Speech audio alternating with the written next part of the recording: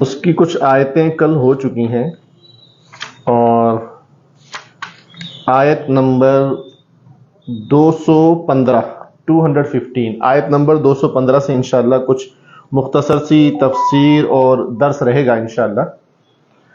کل جو آیتیں ہوئی ہیں ام حسبتم سے، کہ کیا تم گمان کرتے ہو کہ جنت میں یوں ہی داخل ہو جاؤ گے، جبکہ ابھی تمہارے ساتھ وہ معاملات نہیں ہوئے ہیں جو تم سے پہلے لوگوں پر ہو چکے ہیں، کہ ان کو تنگیاں، پریشانیاں، تکلیفیں آئی اور بہت زبردست ڈھنگ سے آئی، یہاں تک کہ ان کو ہلا ڈالا گیا، جھنجھوڑ دیا گیا۔ یہ جو آیتیں آئی ہیں، علماء تفسیر اس سلسلے میں لکھتے ہیں کہ یہ غزوہ احزاب کا موقع تھا، غزوہ احزاب کا موقع تھا، جس کو ہم غزوہ خندق کے نام سے بھی جانتے ہیں، جو غالباً سن 5 ہجری میں پیش آیا، یعنی کہ مدینہ منورہ میں جب اللہ کے رسول صلی اللہ علیہ وسلم کو ہجرت کر کے آئے ہوئے، مکہ سے امیگریٹ کر کے آئے ہوئے بھی 5 سال کا وقفہ ہوا تھا، 5 سال کا ٹائم پیریڈ ابھی گزرا تھا، تو اس وقت میں یہ غزوہ پیش آیا تھا۔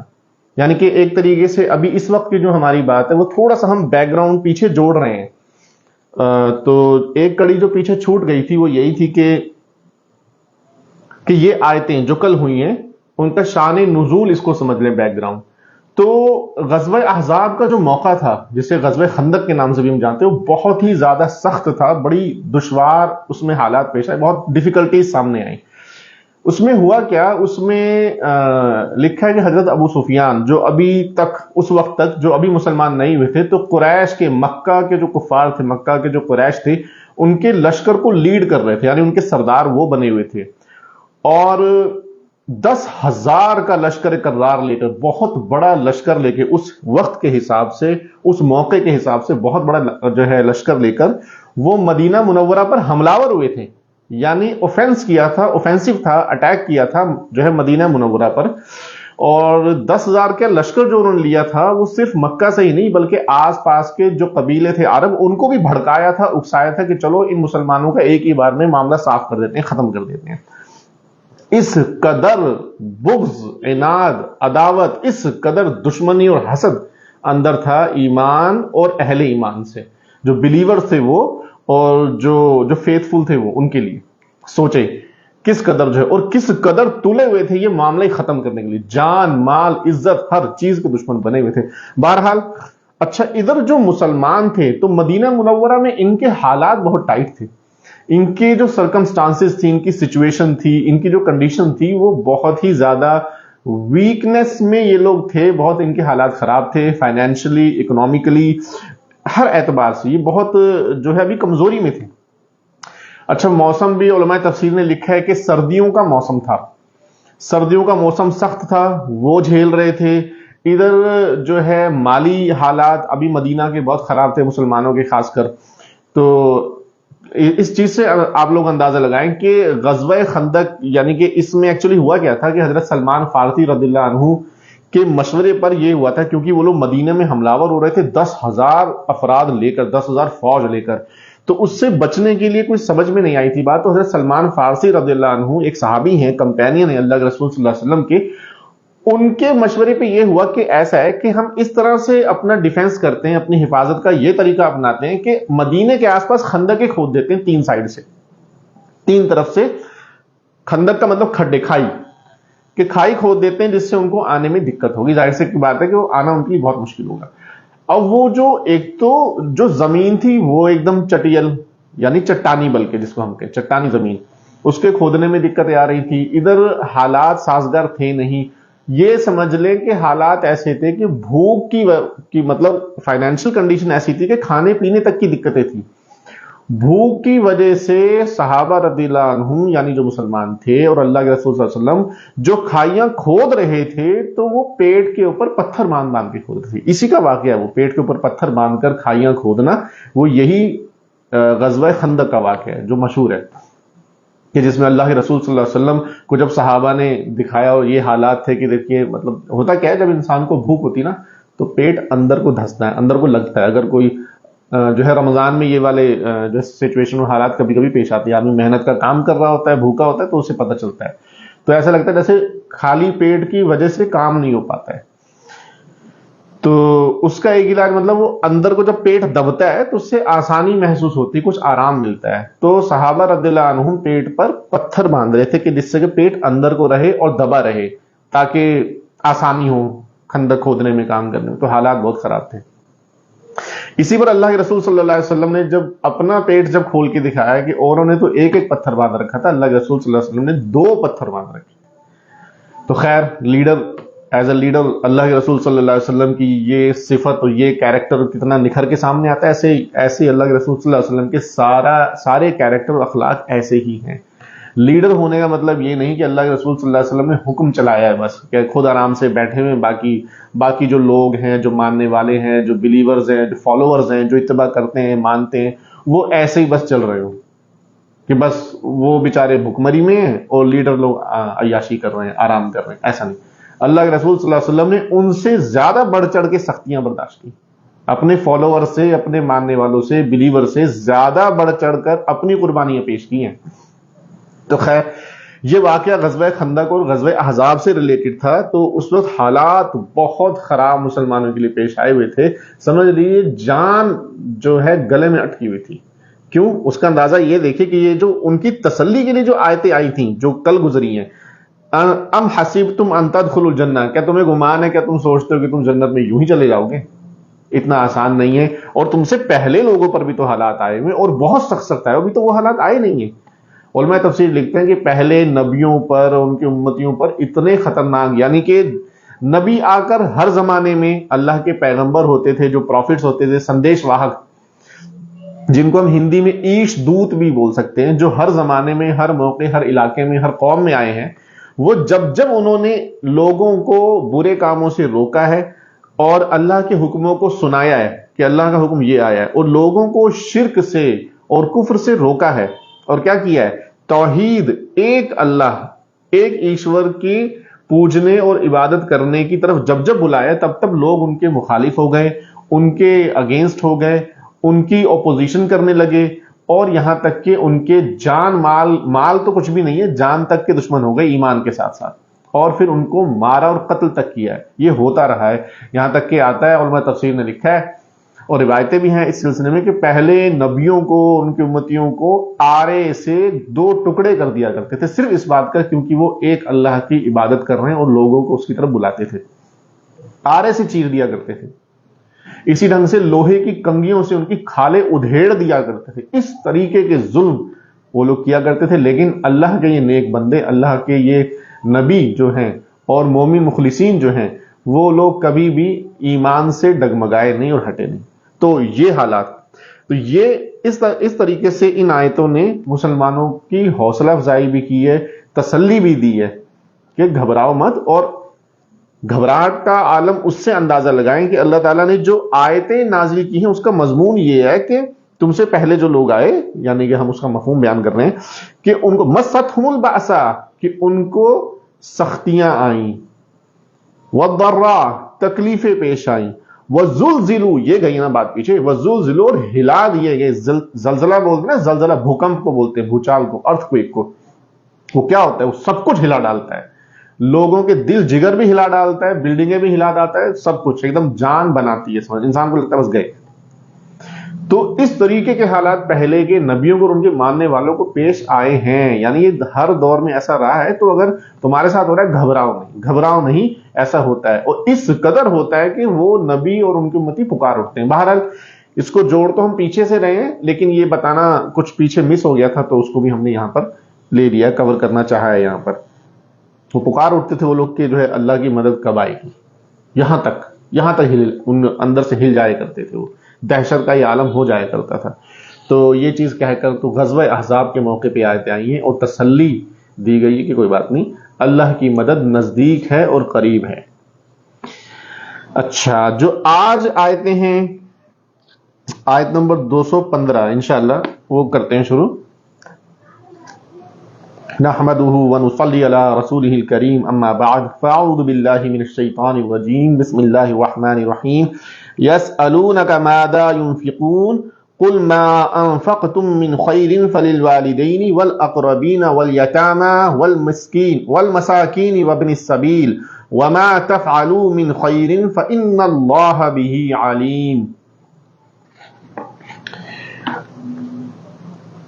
اس سے پہلے کی کچھ آیتیں اگر اور پیچھے جائیں گے تو یہ حکم اللہ نے دیا تھا ان آیتوں میں کہ ایمان والوں کو حکم دیا تھا کہ اللہ کے راستے میں خرچ کریں. انفاق اس کو کہتے ہیں، انفاق خرچ کرنا، سپینڈ کرنا، کہ اللہ کے راستے میں خرچ کرو. اچھا، اس کے بارے میں پھر اس کے بعد میں دو واقعات پیش آئے. ایک تو اسی آیت سے ریلیٹڈ ہے. علماء نے لکھا ہے غالباً جو ہمیں یاد آ رہی بات کہ حضرت عمرو ابن جموح، غالباً انہی کی بات ہے، انہی کا واقعہ ہے کہ وہ آئے، مالدار تھے. اللہ کے رسول صلی اللہ علیہ وسلم سے انہوں نے پوچھا اس بارے میں کہ مجھے کیا خرچ کرنا چاہیے، کہ ہم یہ تو سمجھ چکے ہیں بھائی خرچ کرنا ہے اللہ کے راستے میں، لیکن کہاں خرچ کرنا ہے اور کیا خرچ کرنا ہے. تو ان آیتوں میں جو جواب دیا گیا وہ کہاں خرچ کرنا ہے کے متعلق دیا گیا ہے. جو چیز زیادہ امپورٹنٹ تھی، جو چیز زیادہ پریفریبل تھی، اس کی طرف اشارہ کر دیا گیا. باقی اگلی آیتوں میں آگے اس کے بعد جو آئیں گی اس میں یہ بھی اشارہ ہے کہ کیا خرچ کرنا ہے. کیونکہ اصل میں یہ بات تو کلیئر ہے نا کہ کچھ بھی خرچ کرو. اصل بات تو یہ ہے کیونکہ یہ زکوٰۃ سے ریلیٹڈ نہیں آیتیں، اس میں زکوٰۃ کا حکم نہیں ہے. زکوٰۃ کے بارے میں تو تفصیل ہے اور ڈیٹیل ہے، کتنا دینا ہے، کس کس میں سے دینا ہے، یہ وہ سب ہے. یہ عام حالات زکوٰۃ کے علاوہ ہے یہ. تو انہوں نے پوچھا جی کہ کہاں خرچ کرنا ہے اور جو ہے کیا خرچ کرنا ہے. تو اس کے بارے میں آیتیں آئیں، یسألونک، آپ سے پوچھتے ہیں، یعنی صحابہ رضی اللہ عنہ، اللہ کے رسول صلی اللہ علیہ وسلم کے جو کمپینینز ہیں، مسلمان ہیں. یسألونک، آپ سے پوچھتے ہیں، ماذا، کیا، ینفقون، کیا خرچ کریں وہ لوگ. قل ما انفقتم من خیر فللوالدین، قل، کہہ دے، آپ کہہ دیجئے، کہہ دو. قل ما انفقتم، تم جو بھی خرچ کرو، ما جو بھی تم خرچ کرو، من خیرن، یہاں پہ خیر سے مراد مال ہے کہ جو بھی مال تم خرچ کرو. اس سے یہ چیز کلیئر ہوئی کہ کچھ بھی خرچ کرو، ہے نا. فللوالدین، تو اس کی جگہ کیا ہے، مصرف کیا ہے، کن لوگوں پہ خرچ کرنا ہے. فللوالدین، تو وہ والدین کے لیے ہے، یعنی کہ والدین کے اوپر خرچ کرو، جگہ بتلا رہے ہیں. والاقربین، اور رشتہ داروں کے اوپر خرچ کرو، جو اقربا ہیں، جو نزدیکی ہوتے ہیں، رشتہ دار ہیں. والیتاما، اور یتیموں کے اوپر خرچ کرو، بے باپ کی جو اولادیں ہوتی ہیں ان کے اوپر خرچ کرو. والمساکین، اور مسکین، غریب، محتاج، جو بہت زیادہ غریب اور مسکین ہے کہ بیچاروں کا گزارا نہیں چلتا، ایسے لوگوں پر خرچ کرو. وابن السبیل، اور مسافروں پر خرچ کرو، جو لوگ سفر میں نکل جاتے ہیں پھر اس کے بعد اپنے گھر بار سے دور ہوتے ہیں، ظاہر سی بات ہے ان کو بھی ضرورت ہوتی ہے بعض مرتبہ، تو مسافروں پر خرچ کرو. وما تفعلوا من خیر فإن اللہ بہ علیم، اور جو کچھ بھی تم خیر کرتے ہو، خیر کا کام کرتے ہو، نیکی کرتے ہو، بھلائی کرتے ہو، یعنی کہ تم جو بھی نیک عمل کرتے ہو، فإن اللہ، یقیناً اللہ تعالیٰ، یقیناً اللہ تعالیٰ اسے خوب جانتا ہے. یعنی کہ ایسی کوئی بات نہیں، تم کیا خرچ کر رہے ہو، زیادہ ہے، تھوڑا ہے، چھپ کے کر رہے ہو، بتلا کے کر رہے ہو، جو بھی نیکی کا کام کر رہے ہو اللہ اس کو جانتا ہے. وہ حساب لکھا جا رہا ہے اللہ کے یہاں. وہ تمہاری نیکیاں جو ہے نوٹ بھی ہو رہی ہیں اور جمع بھی ہو رہی ہیں، اور تمہیں اس کا پورا حساب ملے گا، اور اللہ کو خوب پتہ ہے. اللہ سے کوئی چیز لکی چھپی ڈھکی نہیں ہے. تو یہاں پر جگہ بتلا دی.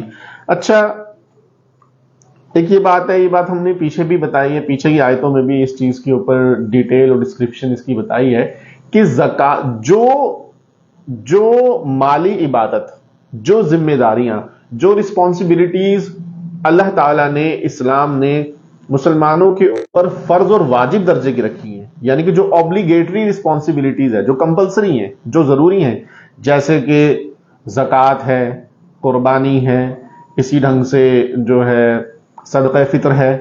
یہ جو obligatory جو رسپانسبلٹیز رکھی ہیں، واجب اور فرض، اس کے علاوہ اور بھی جگہیں، راستے اور مواقع ہیں جن میں خرچ کرنا مسلمانوں پر وقتاً فوقتاً ضروری ہو جاتا ہے، جیسا موقع ہو، حسب موقع.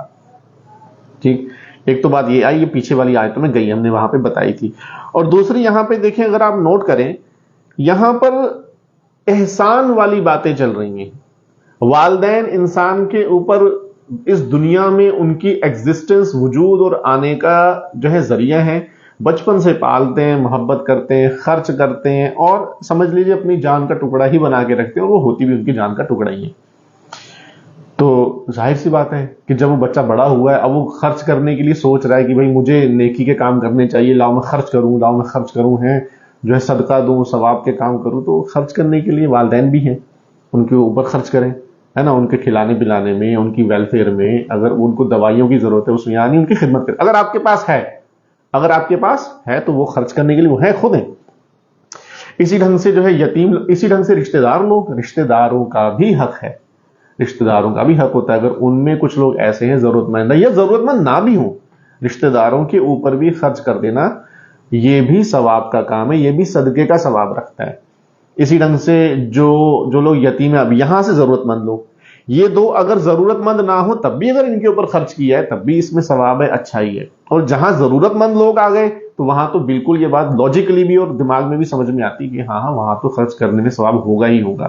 جیسے یتیم ہے نا، جس مطلب باپ نہیں ہے اس کا، اولاد ایسی ہے، بیچارے بچے ہیں، ان کے اوپر خرچ، ظاہر سی بات ہے وہ لوگ بیچارے کہاں جائیں گے، بڑی سختیوں میں پھنس جائیں گے، مسکین ہے، بڑے محتاج اور بہت غریب ہیں، اس قدر ہے کہ بیچارے اپنا کما دھم آ کے بھی ان کا پورا نہیں ہو رہا گزارا، کھانا پینا مشکل ہو گیا ہے، تو ایسے لوگوں پہ خرچ کیا جائے، اور مسافروں پر بھی۔ خیر، یہ یہاں پہ یہ والی چیزیں آ چکی ہیں۔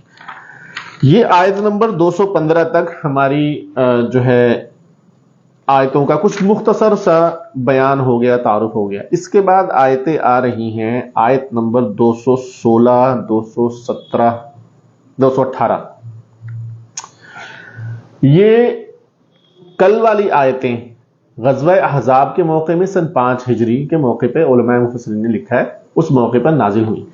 اب جو آیتیں آ رہی ہیں، آیت نمبر 216، اس میں علماء تفسیر نے لکھا ہے کہ غالباً یہ سن 2 ہجری کے آس پاس کا واقعہ ہے، یعنی کہ مدینہ شریف میں آئے ہوئے ابھی 2 ہی سال ہوئے تھے ہجرت کے۔ کچھ لوگ لکھتے ہیں کہ 17ویں مہینے کا واقعہ ہے نا، 17واں مہینہ یعنی 17th منتھ، تو وہ بھی تقریباً 1.5 سال کے آس پاس کی بات ہو گئی۔ اس میں کیا واقعہ پیش آیا کہ اللہ کے رسول صلی اللہ علیہ وسلم نے سریہ بھیجا، ہے نا، یعنی کہ ایک ملٹری یونٹ، چھوٹی سی ٹکڑی صحابہ رضی اللہ عنہ کی، اور غالباً جو ہے عبداللہ بن جہش ان کی سرکردگی میں، ان کی کمانڈ میں بھیجا۔ کہاں پہ؟ طائف اور مکہ کے بیچ میں کوئی علاقہ تھا، ابھی اس کا نام تو یاد نہیں، لیکن وہاں پر بھیجا، اور مقصد یہ تھا کہ ذرا ان کی سرگرمیوں پر نظر رکھیں کہ اب کفار قریش، کفار مکہ، کہ مکہ کے جو کفار ظاہر ہے وہ لوگ دشمنی پر پیچھے 13 سال وہاں مکہ میں کی، اور ابھی بھی وہ لوگ جٹے ہوئے تھے کہ یہ کیا موومنٹس کر رہے ہیں، ان کی کیا نقل و حرکت ہے، اب یہ کیا پلان بنا رہے ہیں، کیا ان کا مشن چل رہا ہے۔ ظاہر سی بات ہے مسلمانوں کے خلاف، ہمارے خلاف، اس وقت کے جو حالات ہیں وہاں سے جوڑ کے دیکھیں تو یہ دیکھا وہاں بہرحال موقع ایسا پیش آ گیا کہ وہاں لڑائی ہو گئی، جھڑپ ہو گئی۔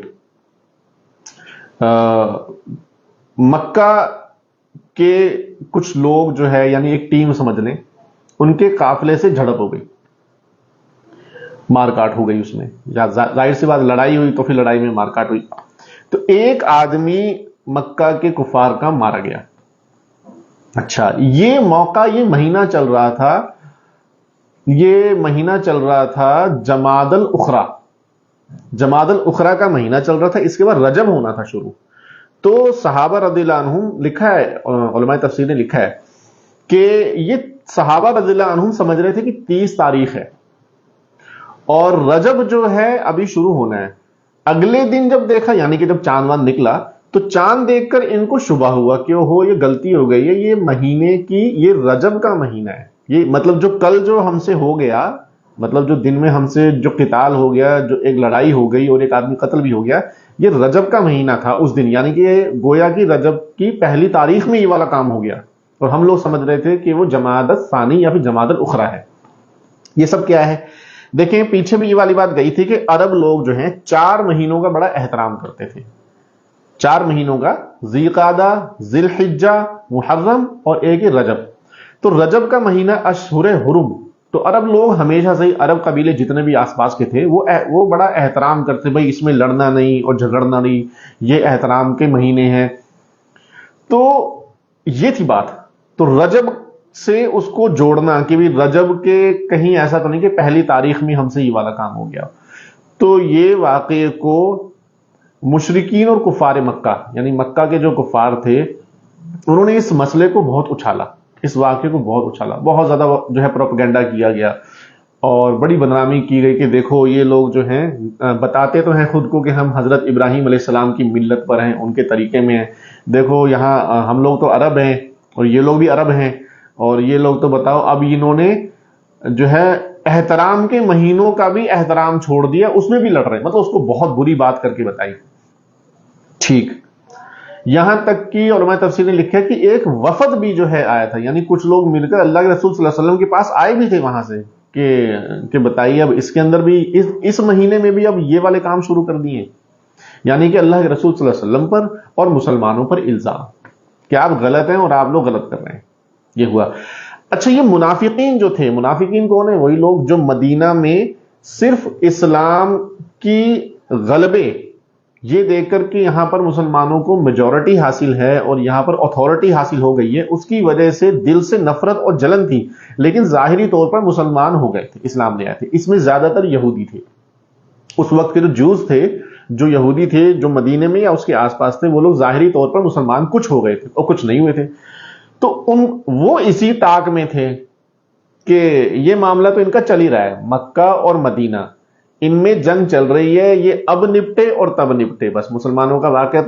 تو وہ اس انتظار میں تھے اور موقع تلاش کے آگ لگاتے رہتے تھے ملک میں, یعنی کہ وہاں جو مدینہ کی ریاست تھی, جو مدینہ کی اسٹیٹ تھی, وہاں پر موقع بموقع فساد کے حالات اور مسلمانوں میں ڈاؤٹس اور ایک دوسرے کے خلاف بھڑکانا اور خود اللہ کے رسول صلی اللہ علیہ وسلم کے خلاف بھڑکانا اور دین اسلام میں اعتراض نکالنا, ڈاؤٹس نکالنا, یہ ان کا دن رات کا مشغلہ تھا, اسی میں بزی تھے وہ.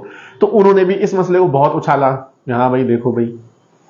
اس موقع پر یہ آیتیں نازل ہوئی ہیں, اس کے آگے والی آیت نمبر 217 نمبر جو آیت ہے وہ اس موقع پر نازل ہوئی ہے, جو واقعہ ابھی ہم نے بیان کیا. لیکن اس سے پہلے جو آیت 216 ہے, اس میں کیا حکم ہے دیکھیں, وہ حکم سن لیں اور اس کے پیچھے بیک گراؤنڈ کو سمجھ لیں, حکمت بھی سمجھ لیں, تو آپ کو بات سمجھ میں آ جائے گی. کتب علیکم القتال وہو کرہ لکم, تمہارے اوپر فرض ہو گیا, فرض کیا گیا قتال, لڑنا, وار, جنگ, لڑائی جو ہے وہ فرض کر دی گئی, اب فرض ہو گئی. وَهُوَ كُرْهٌ لَكُمْ, جبکہ وہ تمہیں ناپسندیدہ ہے, جبکہ تم اسے پسند نہیں کرتے ہو, تمہارا دل, تمہارا جو مزاج ہے وہ اس سے دور بھاگتا ہے. وَعَسَىٰ أَن تَكْرَهُوا شَيْئًا وَهُوَ خَيْرٌ لَكُمْ, ممکن ہے نا, شاید ممکن ہے کہ تم کسی چیز کو ناپسند سمجھو, تمہیں کوئی چیز اچھی نہ لگے. تکرہو, تم لوگ بچو, کراہت کرو, ناپسندیدہ سمجھو کسی چیز کو. وَهُوَ خَيْرٌ لَكُمْ, جبکہ وہ تمہارے لیے اچھی ہو, خیر ہو, بھلی ہو. ایسا ہو سکتا ہے کہ تم تو جو ہے کسی چیز کو اچھا نہیں سمجھ رہے ہو, لیکن وہ تمہارے لیے وہی خیر اور بھلائی کی چیز ہے. وَعَسَىٰ أَن تُحِبُّوا شَيْئًا, اور یہ بھی ممکن ہے کہ تم کسی چیز کو اچھا سمجھو, پسند کرو, تمہیں کوئی چیز پسند ہو. وَهُوَ شَرٌّ لَكُمْ, جبکہ وہ تمہارے لیے بری ہو, تمہارے لیے شر ہو. ممکن ہے, کیونکہ سمجھ تو انسان کی بہت لمیٹڈ ہے نا, اس کے بارے میں انشاءاللہ بھی کچھ بات ہو جائے گی.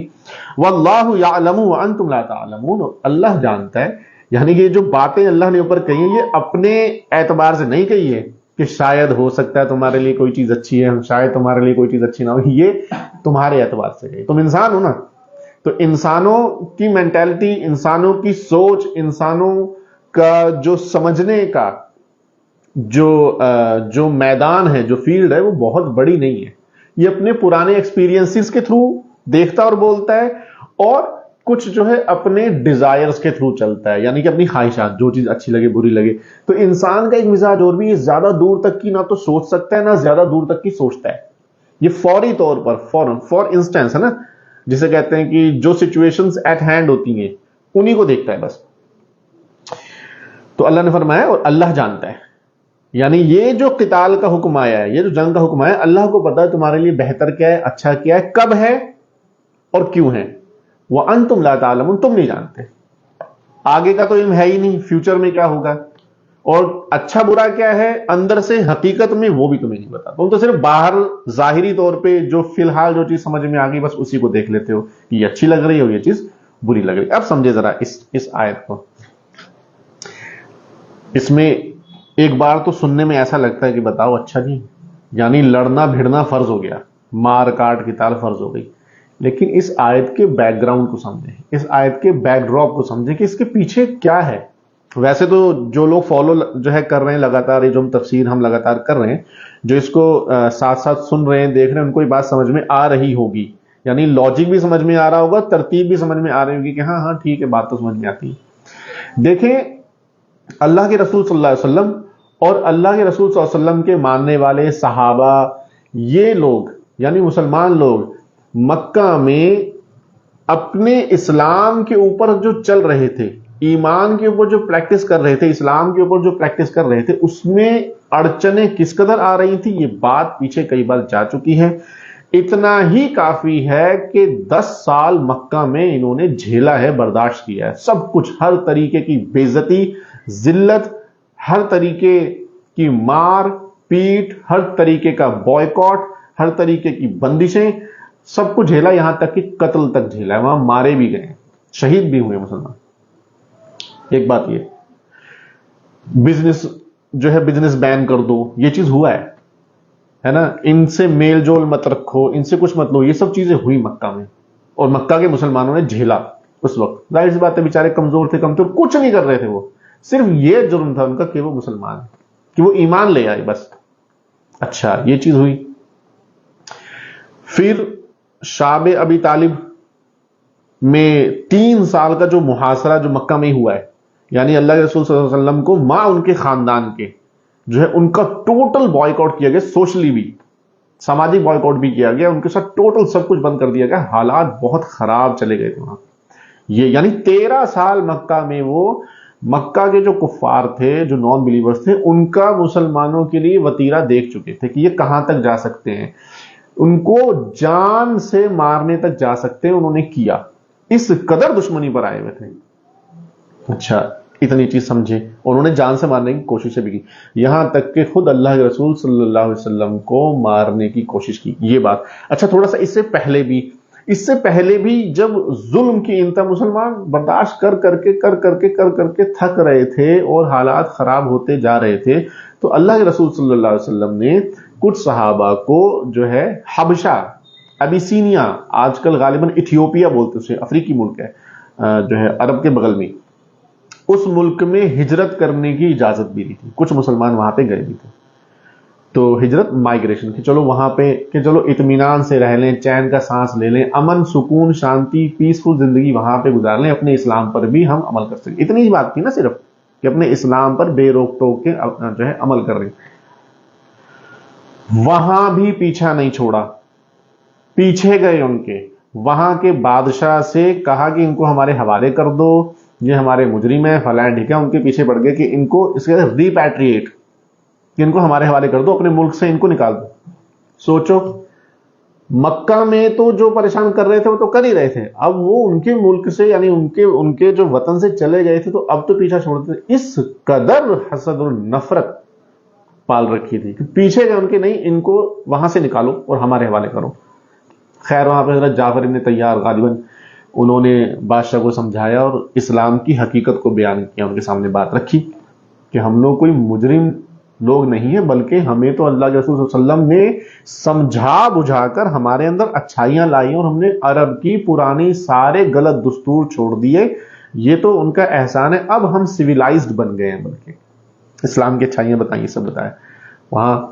اچھا اسی ڈھنگ سے جب مدینہ کی ہجرت کی طرف بھی اللہ کے رسول صلی اللہ علیہ وسلم نے اللہ کے حکم سے جب اجازت دی, اور خود پھر آخر میں اللہ کے رسول صلی اللہ علیہ وسلم بھی جب ہجرت کرنے کے لیے تیار ہوئے مدینہ, اور ان کفار قریش کو, ان کفار مکہ کو جب پتہ چل گیا کہ ابھی یہاں سے جا رہے ہیں, تو دشمنی کا عالم دیکھی بھائی, بہت زیادہ دشمنی ہے, تو زیادہ سے زیادہ یہ ہوگا نا چلو بھائی انسان جا ہی رہا تھا چھوڑو جانے نہ, ان کو ایمان کے ساتھ ساتھ جان کی بھی دشمنی تھی. اس قدر پیچھے پڑے کہ آپس میں مل کے اللہ کے رسول صلی اللہ علیہ وسلم کا نعوذ باللہ قتل کا پلان بنایا, مل کے کہ سارے ہر قبیلے کا آدمی, ہر خاندان کا آدمی مل کے قتل کرے گا, تاکہ سب پر نام آئے, پھر ہم لوگ چھوڑ جائیں بھائی, سب کے سبھی لوگ ہیں اس میں. تو نکل گئے وہاں سکون نہیں ملا، پیچھا کیا اللہ کے رسول صلی اللہ علیہ وسلم وہاں سے نکل گئے، اللہ کی مدد آئی، پھر بھی سکون نہیں ملا تو پیچھا کیا، پیچھا کرنے لگا دیا، انعام بھی رکھ دیا، گویا کہ وانٹڈ میں انعام رکھ دیا کہ اتنا انعام دیا جائے گا۔ اب دشمنی کا اندازہ لگائیں، پھر مدینہ پہنچ کر بھی سکون سے رہنے نہیں دیا، وہاں مستقل جو ہے بیچ میں حملہ ور ہو رہے ہیں، جنگیں کر رہے ہیں، یہ حالات آپ دیکھ رہے ہیں نا۔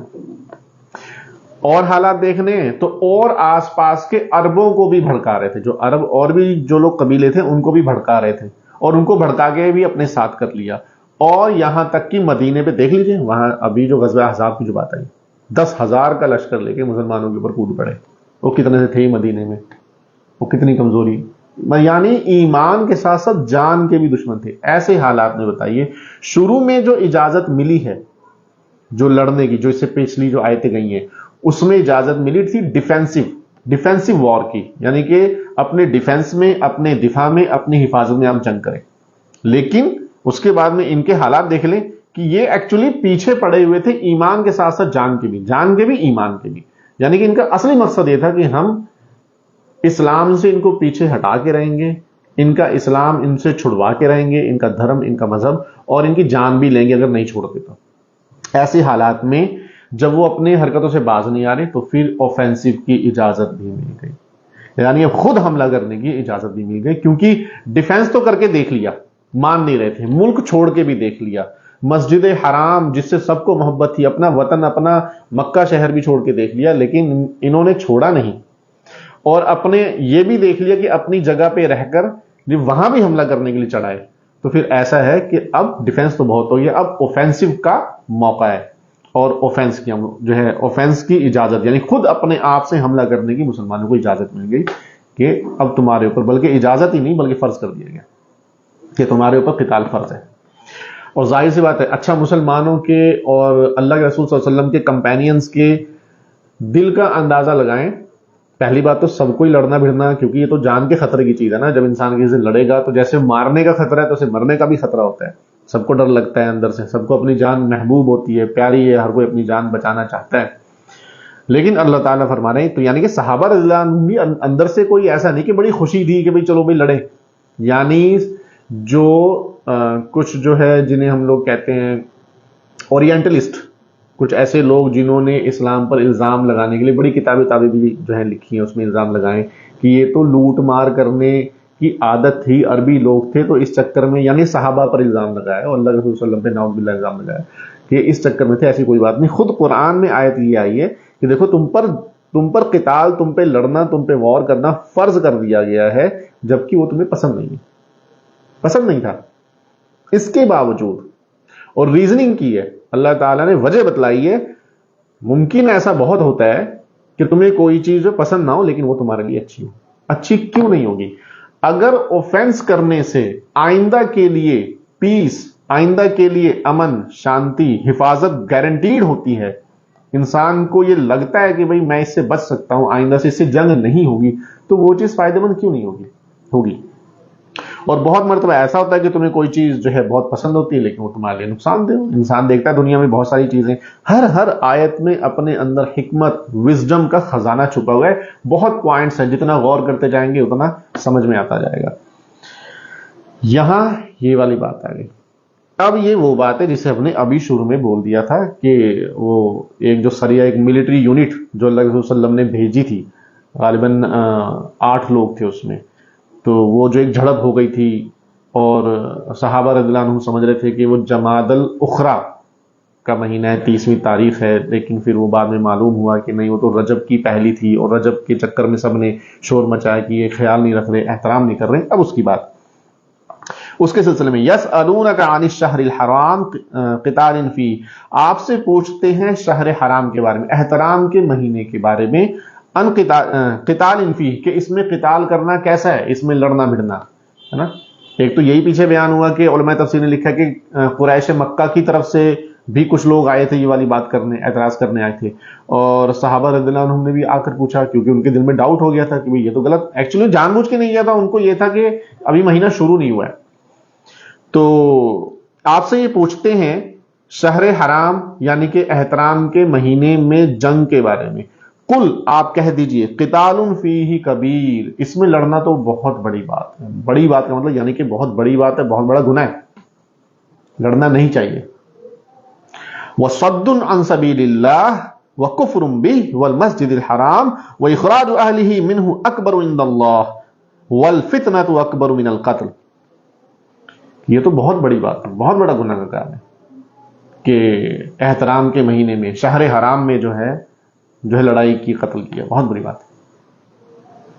اور اللہ کے راستے سے روکنا، جو لوگ مسلمان ہونا چاہتے ہیں، اسلام اپنانا چاہتے ہیں، اسلام کے حکموں پر عمل کرنا چاہتے ہیں، مسلمان ہونا چاہتے ہیں، مسلمان رہنا چاہتے ہیں، اللہ کی خوشی کے لیے ایک اللہ کی عبادت اور پوجا اور پرستش کرنا چاہتے ہیں، ان کو یہ کام کرنے سے روکنا، یہ کیسا ہے؟ وَكُفْرٌ بِهِ، اور اللہ کا انکار کرنا کیسا ہے؟ اللہ سے کفر کرنا، اللہ کو نہ ماننا. والمسجد الحرام، اور مسجد حرام سے روکنا. مسجد حرام بیت اللہ شریف، جس کو ہم کعبہ بولتے ہیں، کعبہ شریف، اس سے تو کبھی کوئی نہیں روکتا تھا.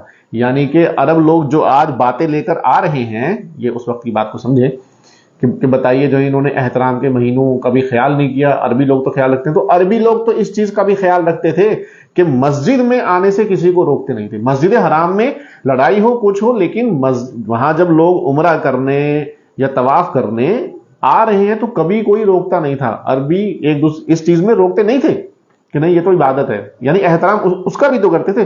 تم نے تو اتنا پریشان کیا کہ وہ بیچارے اپنا ملک ہی چھوڑ کے بھاگ گئے، مسجد حرام چھوڑ کے. وہ وہاں کے باسی، وہاں کے رہنے والے لوگ وہ چھوڑ کے وہاں سے بیچارے چلے گئے اپنی جان ایمان بچانے کے لیے، اور پھر آنے بھی نہیں دیتے کہ وہ لوگ وہاں عبادت کرنے یا پھر طواف کرنے آئیں. اس کا کیا خیال ہے؟ یعنی تم یہ شکایت لے کر آئے ہو، حالات یہ ہیں کہ تم خود یہ والے کام کر رہے ہو سب کے سب. وَإِخْرَاجُ أَهْلِهِ مِنْهُ أَكْبَرُ عِندَ اللَّهِ، اور جس ملک کے وہ رہنے والے ہیں، جس وطن کے وہ رہنے والے ہیں، خاص کر خصوصاً مسجد حرام کے آس پاس کے مکہ کے رہنے والوں کو ان کے وطن سے نکال دینا تو اللہ کے نزدیک اور بھی برا ہے. ارے کوئی رہ رہا ہے وہاں پر، وہاں پلا بڑا ہے، وہاں اس کے خاندان کے لوگ ہیں، وہیں پہ پلا بڑا ہے، وہیں پرورش، اس کا وطن ہے، وہ تم نے وہاں سے نکال دیا اس کو، ایسے حالات بنائے کہ ان کو نکلنا پڑا. یہ تو اس سے بھی بڑا ہے. جس چیز کے سلسلے میں تم پوچھنا ہو جی، اس میں جو ہے مہینے میں لڑ لیے، وہ یہ تو اس سے بھی برا ہے. والفتنۃ اکبر من القتل، اور فتنہ، فساد، یہ لڑائی، یہ دنگا جو تم ماحول بناتے ہو کہ سب جو ہے ایمان اور مسلمانوں کے دشمن ہو جائیں، ہے نا. مکہ کے جو حالات انہوں نے جو اس ٹائم بنائے تھے، یہ تو قتل سے بھی بری چیز ہے. قتل تو ایک آدمی کا ہو گیا، کبھی ہو گیا، بات ختم ہو گئی، آپس کی رنجش میں کبھی انسان نے کر دیا. لیکن کسی خاص پروپیگنڈا، کسی خاص ایجنڈا، کسی خاص مقصد کے تحت، گول کے تحت پورا ماحول خراب کرنا، سوسائٹی کو خراب کرنا، پورا سوشل سٹرکچر کو ہلا دینا، آپس میں ایک دوسرے کے خلاف لوگوں کو کر دینا، ایک دوسرے کی جان کے دشمن بنا دینا، ماحول خراب کرنا، یہ تو فساد ہے. یہ تو کرپشن ان دی لینڈ ہے. یہ تو زمین میں فساد پھیلانا ہے. یہ قتل سے بھی بڑا ہے، اس سے بھی بڑھ کے ہے یہ. ٹھیک، یہاں تک ان کی بات کا جواب ہو گیا کہ تم یہ چیز پوچھنے آئے ہو، وہ تو بیچارے غلطی میں کر گئے، تم تو جان بوجھ کے سب کچھ کر رہے ہو. وَلَا يَزَالُونَ يُقَاتِلُونَكُمْ حَتَّى يَرُدُّوكُمْ عَنْ دِينِكُمْ إِنِ اسْتَطَاعُوا. یہاں پہ اب مسلمانوں سے خطاب متوجہ ہے. کمپینینز جو اللہ کے رسول صلی اللہ علیہ وسلم کے جو صحابہ تھے، اب ان سے خطاب متوجہ ہے، مسلمانوں سے خطاب ہو رہا ہے، ایڈریس ہو رہا ہے. اللہ نے فرمایا، کیونکہ ابھی پیچھے بات کی، اللہ نے لڑنا فرض کر دیا اللہ کے رستے میں، اور ظاہر ہے کہ مطلب جو ہے مسلمان پسند نہیں کرتے تھے. انہوں نے تو مکہ میں بھی برداشت کیا، وہاں مکہ میں اجازت ملی نہیں تھی لڑنے کی، وہاں بھی برداشت کیا، یہاں بھی کر ہی رہے تھے بہرحال جتنا بھی کیا. جب اللہ کا حکم ہوا لڑنے کا، ڈیفینسو کا ہوا کہ اپنے آپ کو بچاؤ، حفاظت کرو، وہ بھی سمجھ میں آ رہا تھا. اب یہاں پر ان کے دل میں جو تھوڑی سی ہوتی کہ ہم ابتدا کریں، ہم شروع کریں، تو اللہ نے تسلی دی کہ دیکھو بات سنو، کیا ہے کہ یہ لوگ تم سے لڑتے ہی رہیں گے. اس میں ایک تو ان کے تجربے کی طرف بھی اشارہ کر دیا کہ تمہیں بھی پچھلے 13 14 15 سالوں سے ایکسپیرینس ہو ہی رہا ہے کہ یہ پیچھے پڑے ہوئے لڑنے پہ آمادہ ہیں، جان مال کے دشمن، عزت آبرو کے دشمن، ایمان کے دشمن بنے ہی ہوئے. آگے بھی سن لو، یہ تم سے لڑتے ہی رہیں گے، یہ لڑتے ہی رہیں گے. یعنی اگر تمہیں لگ رہا ہے نا تو یہ لوگ لڑتے رہیں گے، یہ تمہارے جان و مال کے دشمن بنے ہوئے بنے رہیں گے. حتی یردوکم، لیجئے ان کا گول، یعنی کفار مکہ ہے نا, कुफार का गोल, उनका मकसद सामने रख दिया कि इनका मकसद क्या है, कब तक, कि चलो कहां पे जाके कॉम्प्रोमाइज हो जाए, मतलब क्या क्या ऐसी शक्ल बन जाए कि जिससे कि ये आपस में नफरत और जंग खत्म हो जाए. वो क्या चीज है, किस चीज पे तैयार हो जाए कि भी चलो भी ठीक है, इस चीज को मान ले तो बात बन जाए. तो क्या बात है सामने, नहीं, वो तुमसे लड़ते ही रहेंगे यहां तक कि तुम्हें तुम्हारे दीन से फेर दें, तुम्हें तुम्हारे दीन से हटा दें, तुम्हें बददीन कर दें, इस्लाम से हटा दें, तुम्हें काफिर बना दें. अगर मौका पा जाएं, अगर काबू पा जाएं, तब तक ये तुमसे लड़ते ही रहेंगे. यानी इनका अल्टीमेट गोल जो है, जो आखिरी निशाना जो है, जो असल निशाना है, वो ये है कि तुम्हें, और इसी बात की बात थी, सारे सहाबा को जो जुल्म होते थे, हजरत बिलाल को और हजरत खब्बाब को, कितने लोगों के साथ जुल्म किया वहां मक्का में. क्या था वहां पे कि भाई ये कलमा बोलना बंद कर दो, ला इलाहा इल्लल्लाह, ईमान से फिर जाओ. इतना ही तो था ना बस, कि ईमान से फिर जाओ, ला इलाहा इल्लल्लाह बोलना बंद कर दो, इतनी बात थी. असल मकसद इनका ये उससे पहले बाज नहीं आएंगे, वरना लड़ते ही रहेंगे. तुम्हें तुम्हारे दीन से अगर काबू पा जाए तो तुम्हें तुम्हारे दीन से बिचलाने तक लड़ते ही रहेंगे. तुम्हें बददीन करना चाहते हैं, तुमसे तुम्हारा दीन धर्म छीनना चाहते हैं, सीधी बात, ईमान छीनना चाहते हैं. और ईमान अगर छीन गया या छीन लिया या तुम दीन से फिर गए, तब क्या होगा, उसकी बात आगे आ रही है. वमन यर्तदिद मिनकुम अन दीनिही फयमुत वहुव काफिरुन फउलाइका हबितत अअमालुहुम फिद दुनिया वल आखिरह. और जो कोई तुमसे अपने दीन से फिर गया, ईमान को छोड़ दिया, कुफ्र को इख्तियार कर दिया, इस्लाम को छोड़ दिया, फयमुत, और मर गया, मुर्तद हो गया. इसको, जो इंसान मुसलमान होकर फिर अपने दीन को छोड़ दे, उसको शरीयत की, इस्लाम की टर्मिनोलॉजी में मुर्तद बोलते हैं, यानी कि अपने दीन से फिर गया और इसी कुफ्र और इर्तिदाद की हालत में वो मर गया. वह काफिरुन, जबकि वो काफिर है, यानी कुफ्र की हालत में है और वो इसी हाल में मर गया. जाहिर सी बात है, दीन छोड़ दिया, इस्लाम छोड़ दिया तो मुर्तद हो गया, काफिर हो गया, और काफिर की, कुफ्र की हालत में वो मर भी गया, यानी कभी दोबारा तौबा करके दोबारा इस्लाम में नहीं आया, बल्कि कुफ्र की हालत में उसकी मौत हो गई.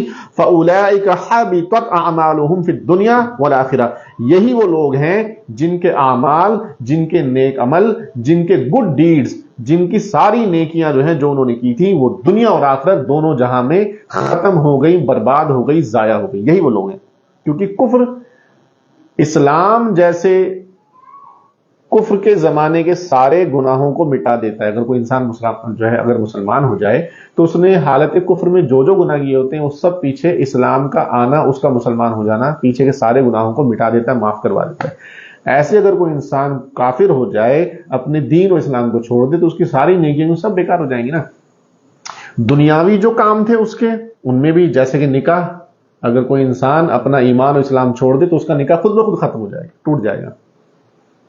इसी ढंग से जो है वरासत नहीं मिलती. इस्लाम में हुक्म है कि जब कोई इंसान मरता है तो उसके वारिस जो होते हैं, उनके हिस्से जो है इस्लाम ने तय कर रखे हैं.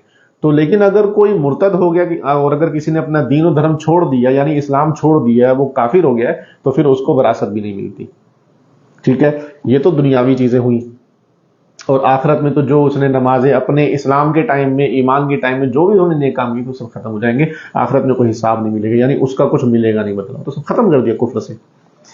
ऐसी चीज है कुफ्र. तो ये उस चीज के पीछे लगे हुए हैं. ये चीज समझाई, ये तुम्हारे इस चीज के पीछे लगे हुए हैं, तुमसे तब तक ये लड़ते ही रहेंगे, लड़ रहे हैं. इसलिए अल्लाह ने जो है कुरान पाक में उस वक्त में ये आयतें नाज़िल फरमाई. इनका हिस्टोरिकल बैकग्राउंड और इसका कॉन्टेक्स्ट को आप समझें तो खूब समझ में आएगी बात. और ये लोग कौन है? अस्हाबुन नार हैं, जहन्नम वाले हैं, जहन्नमी हमेशा हमेश रहेंगे, उसमें हमेशा हमेश रहेंगे. अब बताओ, ये खतरा ज्यादा अच्छा है कि अगर वो तुम पे काबू पा जाएं, तुम लड़ना चाहते नहीं हो उनसे, यानी अल्लाह के रसूल सल्लल्लाहु अलैहि वसल्लम के सहाबा की तरफ खिताब है, एड्रेस किया गया है कि ये ज्यादा बेहतर है कि तुम पर इतने जुल्म के बाद अब तुम पर यह फर्ज किया गया कि तुम उनके ऊपर हमला करो. ठीक है, कि इसमें एक तरीके से तुम्हारी हिफाजत भी है, ईमान की भी, जान की भी, हर चीज की, इज्जत की और माल की. और अगर तुम नहीं करते हो तो ये तो लड़ते रहेंगे. और जिस दिन तुम पे इन्होंने काबू पा लिया, कंट्रोल पा लिया, तो उस दिन तुम्हें तुम्हारे दीन से हटाए बिना बाज नहीं आएंगे. आपके सामने स्पेन की एग्जांपल्स, आप लोगों के सामने स्पेन में जो जो हुआ है ना, स्पेन का वाकया हिस्ट्री में दर्ज हो चुका है, उसमें जो हुआ ये चीज हुई. तो और जाहिर सी बात है कि अगर दीन छोड़ा, अगर ईमान और इस्लाम छोड़ दिया और कुफ्र इख्तियार कर लिया, उसी हालत में अगर मौत हो गई, तो फिर हमेशा, ये तो दुनिया की जिंदगी तो 50 60 70 साल 80 साल जो भी है वही है ना, اس کے بعد تو مرنا ہی ہے. تو یہاں کی تکلیفیں برداشت کر کے پھر بھی اگر اپنا ایمان دل میں اگر بچا کے لے گئے تب بھی ٹھیک ہے, تب بھی نقصان نہیں ہوا. لیکن اگر اپنا ایمان اور اسلام چھوڑ دیا یہ چند دنوں کی تکلیفیں اور دقتوں کی وجہ سے, اور پھر کیا ہوگا؟ کفر کی سزا آخرت میں ہمیشہ, وہاں 50 سال 70 80 سال یا 70 80 لاکھ یا 70 80 کروڑ سال نہیں ہے, ہمیشہ کی زندگی, اور اس میں جہنم ملے گی اور وہیں رہیں گے ہمیشہ. سوچ لو یہ پسند ہے یا پھر یہ پسند ہے. وقتی طور پہ ہو سکتا ہے کہ یہ ٹھیک لگتا ہو کہ چلو اپنی زندگی اور اپنی دنیا تو بچا لو, لیکن آخرت تمہاری یہ ہے, اور اللہ نے بتایا کہ تمہیں تو ابھی سمجھ بھی نہیں ہے نا, اللہ جانتا ہے تمہارے لیے بہتر کیا ہے. چلو جی, اور دنیاوی فائدے تو جو اس کے ہیں سو ہے ہی ہیں.